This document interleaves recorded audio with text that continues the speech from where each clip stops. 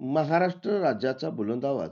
भाजपचे ज्येष्ठ नेते आणि सर्वसामान्यांच्या हक्कासाठी आयुष्यभर संघर्ष करणारे लोकनेते स्वर्गीय गोपीनाथरावजी मुंडे यांची पुण्यतिथी तडोळे तालुका खटाव येथे ग्रामस्थांच्या वतीने अत्यंत सात्विक आणि उत्साही वातावरणात साजरी करण्यात आली.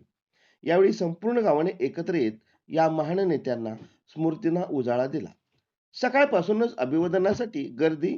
गुरुवारी आणि सकाळी गावामध्ये स्वर्गीय गोपीनाथरावजी मुंडे यांच्या प्रतिमेचे पूजन करण्यात आले. यानंतर सकाळपासून परिसरातील आबालवृद्धांनी व राजकीय सामाजिक क्षेत्रातील कार्यकर्त्यांनी प्रतिमेस पुष्पहार अर्पण करून भावपूर्ण आदरांजली वाहिली.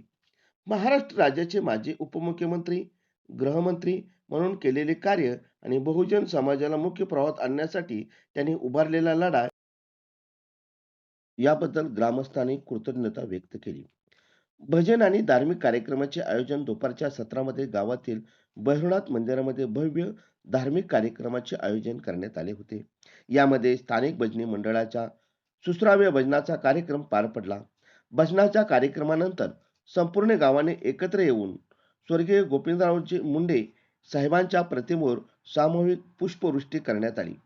यावेळी संपूर्ण परिसर गोपीनाथराव मुंडे अमर रहे, गोपीनाथराव मुंडे अमर रहे या घोषणांनी स्मृती भारावून गेल्या होत्या.